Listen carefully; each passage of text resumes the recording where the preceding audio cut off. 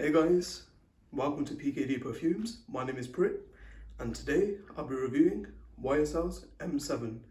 Now this is the original M7 going all the way back to 2002, and this is the original formulation with 4 ingredients on the back, which I'll show you now. And this has been reformulated a couple times, I believe. The second time the bottle didn't have amber on all 4 sides. It had amber on the front and the back, and I think it was clear on the sides. So I'm going to open this box up. I'll show you the box, the bottle, and I'll go through the scent with you. So here, as I open the box, you can see on the lid that it shows you how to open the lid. Now this is something you don't really see nowadays in any fragrance really. There's some sort of card cut out here which holds the fragrance in place, and here's the bottle. So the bottle, as you can see, it's amber on every single side, and it has a rectangular lid, quite a heavy plastic lid. On the top you have an atomizer which is actually square. You don't see that either. Don't know if that's designers or fragrance houses becoming cheaper, make more profits, but you can see a lot of time and effort has gone into this scent. And you can see that the atomizer is actually off-centered. It gives you a kind of Art Deco vibe, and you can see the influence Tom Ford had on this scent. So back in 2002, the creative director of YSL was the man himself, Tom Ford, which I'm guessing you guys already know. You have Tom Ford's private blend line. He has his own company and it's huge, but you can see the influence this has had on Tom Ford's line nowadays. So with this scent, when I first spray this, I'm just going to quickly go through the notes with you. You can see how good the atomizer is. It's completely covered my hand. So when I first smell this fragrance, I get a little bit of rosemary, mandarin, a little bit bergamot, but the bergamot is a bit not as projectile as the others, a little bit died down. And when you smell it initially, you get a cherry, a slight fruity note. And the one note that remains from the top notes all the way to the base notes is oud. Now, if you understand oud, you understand this is more of a natural oud. Now this is, I'll quickly show you guys an oud oil which I acquired from Indonesia in the Aceh area, that province of Indonesia. Now this oud it's a fruity oud. It's quite a pleasant oud. It's not your usual barnyard oud. And the best way to describe this, which actually correlates with the scent itself, is imagine you're walking through a European city where you have the European style buildings on either side. It's winter, there's still some snowfall on the ground, and you're wearing a nice thick heavy coat. You're walking through and you can feel the cold, but there isn't any sort of breeze. And you might have some oud oil on your hand, and you have a Dr. Pepper can, and the Dr. Pepper can, it's not come straight out of a fridge. It's been in your hand, it's a little bit warm, and as you go to sip it, you can smell a mix of the Dr. Pepper, the oud on your hand, and that is what you get with this scent, and the oud itself. So when you spray this, you'll get those notes initially. Then the mandarin, the bergamot dies down, and the fragrance will slowly start to transcend into the sweetness, the musk, the amber, which is beautiful. This scent, it will warm up the cold. It will completely take over an atmosphere where it's cold, where it might be a little bit breezy, and that's the reason why you don't want to wear this in summer. You don't want to wear this in spring. This is purely for a winter's day, a winter's night, August, autumn, sorry, not August, fall. And you want it for those colder times when you want a scent where it's not becoming even more projected due to heat, but you want something that really cuts through the cold. And this is exactly what this does. This will completely take over a room. Even outside, you'll have a cloud around you. It'll be quite a strong scent. As people say, this is beast mode. You'll see this projects like crazy. The longevity is also incredible on this scent. You just don't see this in designer fragrances nowadays. When you spray this, the projection, I would say, is easily an 8 or 9 out of 10. The longevity, on my skin, I get maybe 8 to 10 hours a day, which is incredible, because fragrances don't usually last too long on me. And if you have it on your clothes, easily a day, a couple of days, it will cling to your clothes until you wash it.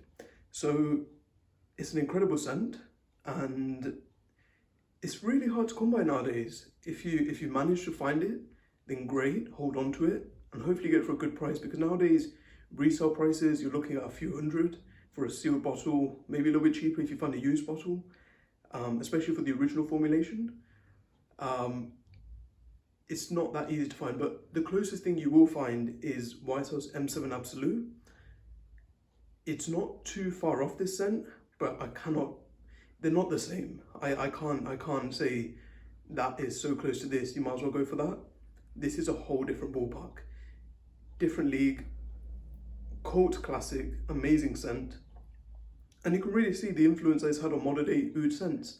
There's a lot of oud fragrances nowadays, but you can see that they all come from this. This was the original designer oud scent. Going way back, 19 years now, nearly 20 years. And it's paved the way, but the one difference is this is a lot more natural, a lot nicer oud notes, oud scent. And the difference is, with most modern day designer scents which have oud in them, it's a little bit synthetic if you know your ouds. This is why it's so pleasant to actually smell this. And you can see Tom Ford in some of his fragrances, it has a very similar oud scent to this. So there's not much more to say about this. It's a great scent. I would say this is, in my opinion, I would rate this 9 out of 10. And this is, I understand there's a lot of hype behind scents, and you can start falling into, oh wow, it's so popular, it must be really good. And you might blind buy it. This is something I want to say don't blind buy it. However, if you can get your hands on it, maybe just keep it, because 9 out of 10 people, they love this scent. So yeah, it's 9 out of 10 in my opinion. Great fragrances. You just don't come across these nowadays. And it's definitely a staple in my collection, and will always remain there as long as I can get a bottle. I got quite lucky. I have a friend who has a perfume shop. He managed to get this out of a warehouse. And yeah, this is my review on YSL's M7. And whilst we're on this video, I'm just going to quickly talk about some of the fragrances I make. So I have an Instagram page called PKD Perfumes. I make my own fragrances. I try to use the best materials sourced internationally. I try to use all natural products. There are some scents which might have some synthetics in there, purely for projectivity and longevity. But otherwise, I will state this. I will always try to say what is in the scent. I'll try to be as transparent as possible. And I will quickly go through some of the scents that I'm currently working on. So there's a blend I've currently made, and the name of this scent is Nuit Elegant. So this means elegant night in French, and the blend is currently aging, and this is the alcohol that I'll be using for that perfume. So this is actually a tincture of Tahitian vanilla and saffron from the La Mancha region in Spain, and it's currently macerating, and it'll be ready in probably about another month or so. Then I'll blend it with the perfume, and then it'll start aging. That I want to leave maybe 6 months before it's ready, so it's really gonna have that strength and really blend quite well with the alcohol.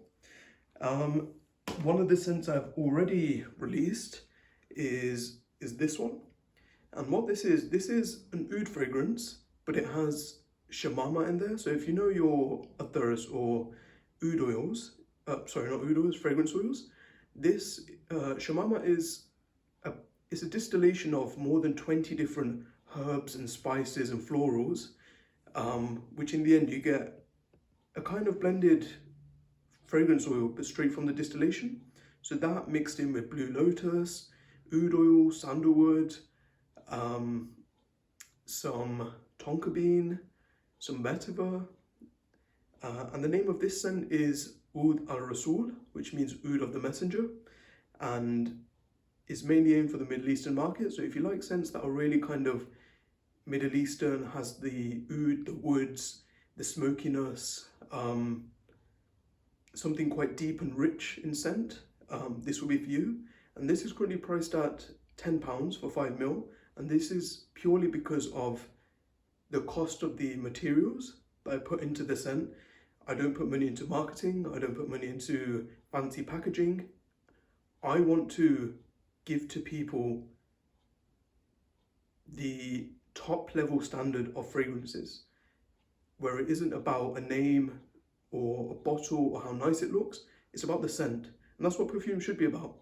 It should be about the scent. So this is Oud al-Rasul, and I'm also currently working on another scent. This will be released soon as well. So if you are interested in any of my perfumes, I will put a link in the description below for my page on Instagram, PKD Perfumes. And if you're interested, then please let me know. I can send out any of my fragrances to you. I can discuss things with you, ask any questions. Even if you want a decant of the M7, I can provide that for a small fee. So whatever you require, please let me know. I'll be more than happy to help. And please, if you like this video, please like and subscribe. Thanks for watching. I've been Britt. This is PKD Perfumes.